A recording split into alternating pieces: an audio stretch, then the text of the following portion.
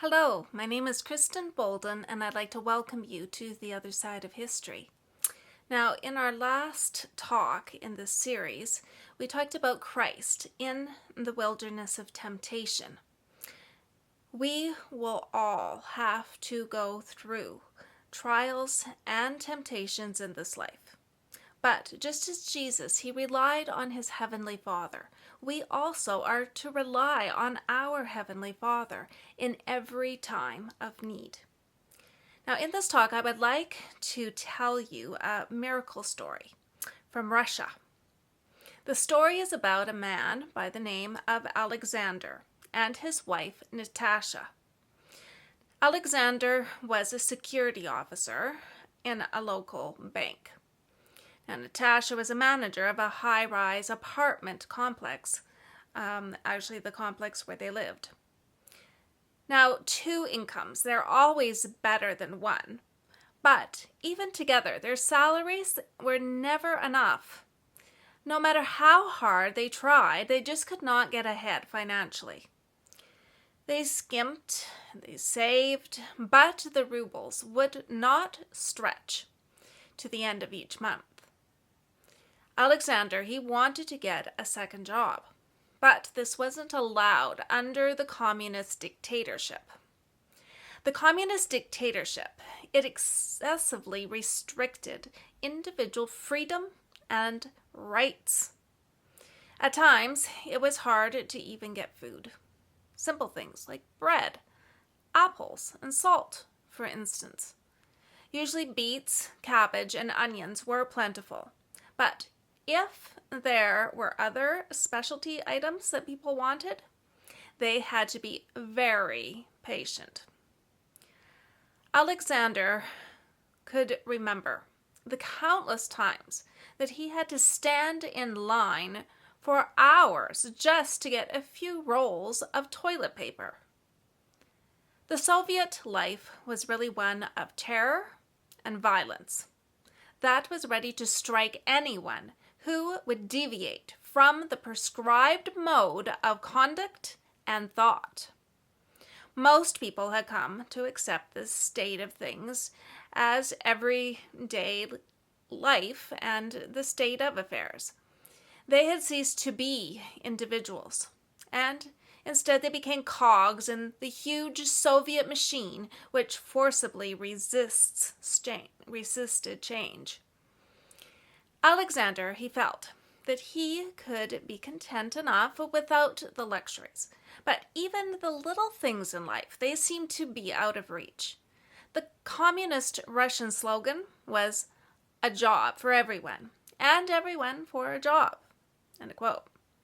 Now, this expression was intended to bring a sense of security and equality, but somehow Alexander felt that it didn't ring quite true. It had been years since he was able to give his wife something extra nice to be able to wear. He saw her looking longingly at a pretty dress in one of the rare foreign magazines that found their way into Russia. The government did its best to control such propaganda. But from time to time, even newspapers printed pictures of people with status in Russia. The women did dress splendidly, with fashionable hats, furs, and nice boots. These pictures were always with the wives of government officials, rich oil tycoons, or some KGB officer. If equality was so important in the communist culture, thought Alexander, why was there such a huge difference between the rich and the poor class? Should not equality and freedom allow for a man to live by his own work, and in that work be able to do what he wants to do? The goal of the communist dictatorship was actually to kill individuality, which could lead to people demanding their constitutionally guaranteed rights and questioning the Soviet policy and leadership. Because in their constitution, they did have a right for freedom of speech and similar to the United States Constitution. So this death of the individual, it led to the death of creativity. The Soviet people, they were expected to act and think as they were told, and could create nothing or arrive at any original work or ideas. Alexander was brooding over these things when he blurted out to his wife, "Sometimes I feel as though life is so pointless. I mean, what's the purpose in it all? Why are we here? What do we have to look forward to? Surely there must be something more to life than just getting up in the morning, eating, going to work, coming home, eating again, and going to sleep. There has to be something more. There has to be a reason for life, a meaning for our existence." End of quote there, what he was saying. Now, Natasha, she was very sad to see her husband like this. Alexander was not a complainer. He was a good man and a hard worker. He was also not inclined to envy what others had. Alexander had made Natasha feel very secure and stable in their marriage. He had the ability to always say the right thing at the right time to reassure Natasha of his love towards her. However, that night, Natasha knew that she just needed to listen and to let her husband talk. Like many living in the Soviet Union, Alexander and Natasha, they loved dogs. And their two beautiful Siberian Huskies, they were the pride and the joy of their life. They had no children yet, and this made this bond of affection that much stronger between them and their dogs. There was a sudden knock at the door that interrupted their thoughts. Who could it be? Was it a neighbor? The police? The KGB? If it was the KGB, they always had their reasons. And sometimes, even if a man and a family were entirely innocent, they still would pay the price. The KGB, they ruled with fear and intimidation, and they lived above the law and did largely what they pleased. The KGB had the power to arrest, put on trial, and decide the fate of people accused of anti-Soviet activities. A person could be put on trial for nothing more than a dangerous way of thinking. This was a typical case, actually, for the KGB. As a rule, the KGB would try to at least fabricate a semblance of anti-Soviet activity, but many times people, they were convicted for nothing more than their views. Thousands upon thousands of people were sentenced in this way. The USSR Constitution, it proclaimed freedom of speech, press, assembly, and organization. But it was the KGB men that determined who had those freedoms. Alexander turned the lock on the door, and he pulled the bolt aside and opened the door a crack. To his relief, it was a stranger, all dressed up in a white shirt, tie, and dress coat. "Hello," the young man said to Alexander. "My name is Leonid. I'm a book salesman bringing good news to homes in this neighborhood." "Good news?" Alexander scoffed as he opened the door. "Winter won't end, the price of bread is up, and the local apartment superintendent has refused me the permits that I asked for months ago to make improvements on my apartment." "I can see that your day has not been good," Leonid shook his head. "Fortunately, the books that I have can help bring new meaning and peace to your life." "We don't have time for anything that costs money," said Alexander, still irritated. "Do you read, comrade?" asked Leonid. "We're not interested," said Alexander. Just as Alexander reached to close the door, the two dogs, they pushed their way past him and they began to sniff the stranger up and down. Alexander tried to pull the dogs away from Leonid, but the dogs, they pulled free from his grasp and kept pushing up against Leonid for attention. Now, Leonid commented about what beautiful dogs they were and that he had a Siberian Husky when he was young. The best friend that I ever had, he said. Alexander had never seen his dogs actually so friendly with a stranger before. I can see that they like you, he said. Leonid took advantage of this situation, and he persisted. I need just a few minutes of your time, sir. I have a book here that has all of the answers to life's questions about good and evil in our world. The book that I have here is about the history of the Christian Church from Roman times right down to our day. It is called The Great Controversy. Now, Alexander, he actually loved history, and he would read any history book that he could get his hands on. In school, history had been his favorite subject, especially ancient history. In spite of himself, Alexander, he felt himself becoming interested. Natasha had even told him that he should have been a history professor because of his great love for history. When Alexander had a history book in his hands, it was very difficult for him to put it down. His wife would often have to remind him that it was late and that he needed to save the book for the next evening. I also have another history book with me, said Leonid. It's the Holy Bible. Alexander studied the books for a few minutes, and then he said, "We will take them both." Leonid said that he would have to come back with their two books another time because they were in back order on them. Leonid spent some time, however, talking with the couple until the hours disappeared and it was already past midnight. "Oh, look at the time," Natasha exclaimed.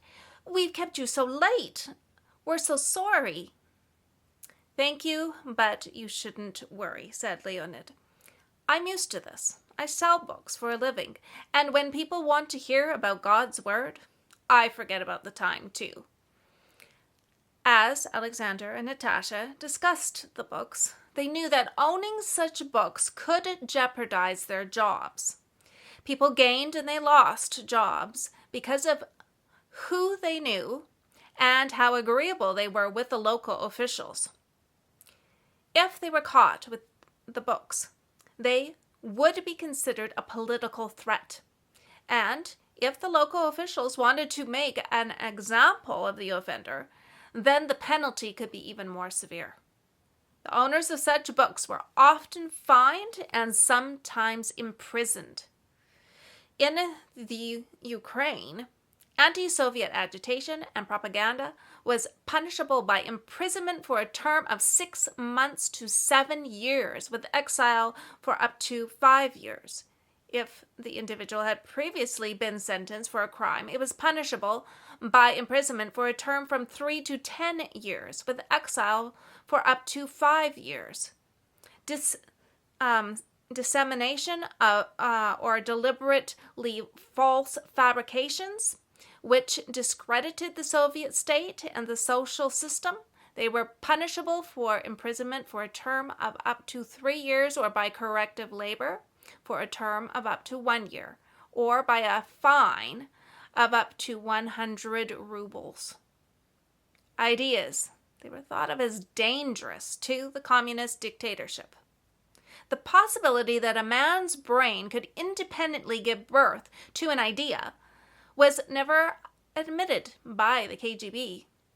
Such were the men that had been entrusted with the regulating of the spiritual life in the Soviet Union. Alexander and Natasha, they talked about the dangers associated with their newfound knowledge, and together they decided that they didn't care. These 2 books had already made a huge impact in their lives. The books had given them hope and a renewed energy for life.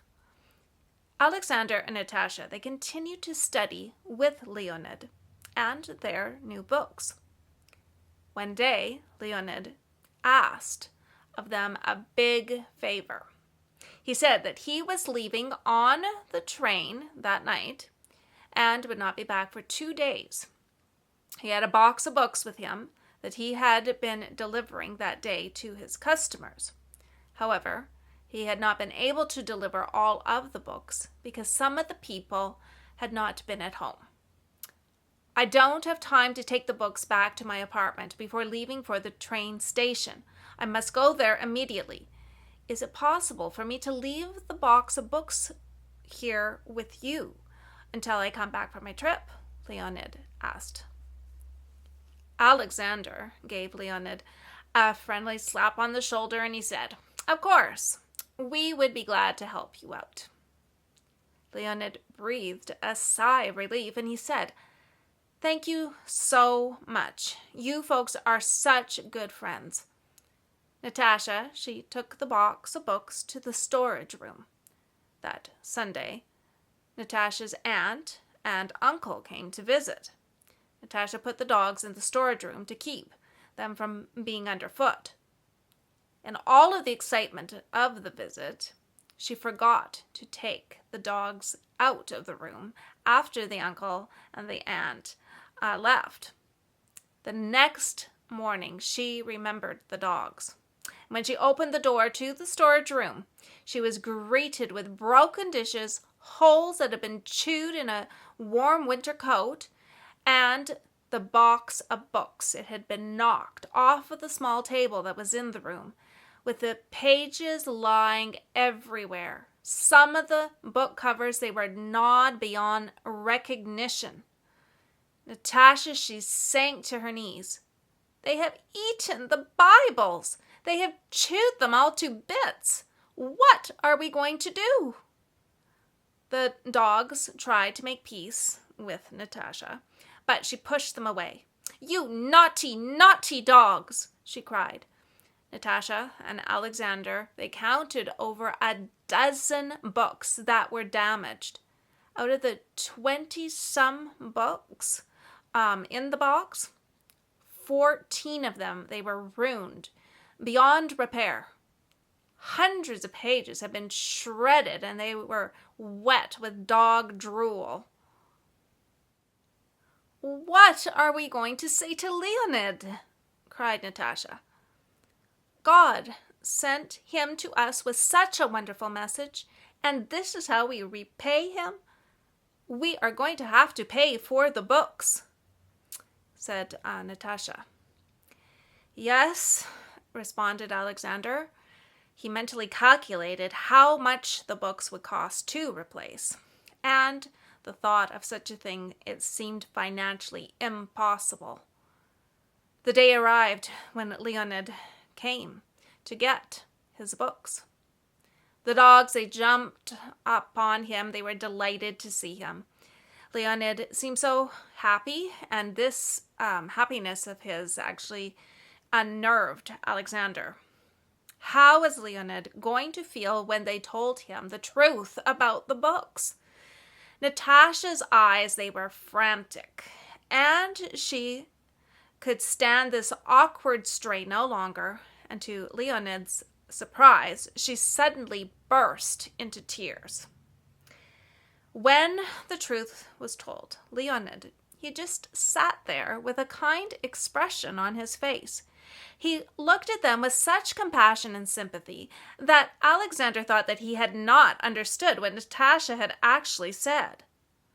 Then Leonid said, "This is bad news, but it's not bad news for God. God owns those books, and if he has allowed the dogs to ruin them, this is his business. God will take care of this in his own way." The dogs, they averted their eyes and they pressed their bodies and noses close to the floor. It was as if they understood exactly what was going on, and they were trying to keep a very low profile because of it. Leonid, Alexander, and Natasha, they all bowed their heads and they prayed that everything would work out for the best. Then Leonid, he finally asked for them to bring him the books. Maybe it's not all as bad as you say, he said. Natasha went and she got the box of books. See, even the box is chewed a bit, she said. Her eyes were red and puffy from crying. They opened the box and could not believe their eyes. To their amazement, not a book was marked. No pages had teeth marks on them, and the pages were all still in the books, as though they had never been out of place. Does God take care of his own? You bet he does. Psalms 34, verse 7 says, "The angel of the Lord encampeth round about them that fear him, and delivereth them." End of quote. Now, a KGB captain told a man who was sent to him for re-education purposes, "Unfortunately, we can't see what is in your head. If we could do this and throw out everything that prevents you from being a normal Soviet man, there would be no need for so much talk." End of quote. Now, it was going to be very hard for the KGB to throw out the memory of this miracle that Alexander and Natasha had experienced, and also the amazing truths that they had learned in the Bible and the book, The Great Controversy. My challenge for you is, if you have not recently picked up the Bible, pick it up and read it. If you let it, it will change your life. Also, the other book that changed Alexander and Natasha's life, it was The Great Controversy by E.G. White. This book is a powerful book, and it explains our past, our present, and our future. If you have not read this book, I would encourage you also to get it and to read it. It will also change your life. I hope that you have enjoyed and found encouragement from this beautiful little story from Russia.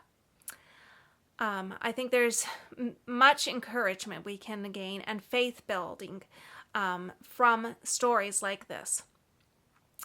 If you have not listened to other talks in this series, I would encourage you to go back and to listen to them.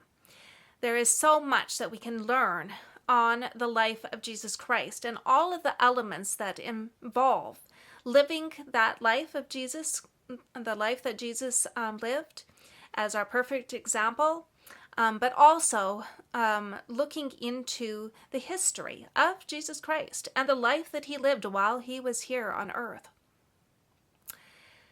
I would also encourage you, if you have enjoyed this talk, to click on that like and that subscribe button, leave your comments, and I am just, again, thanking you for listening and wishing God's blessings on you.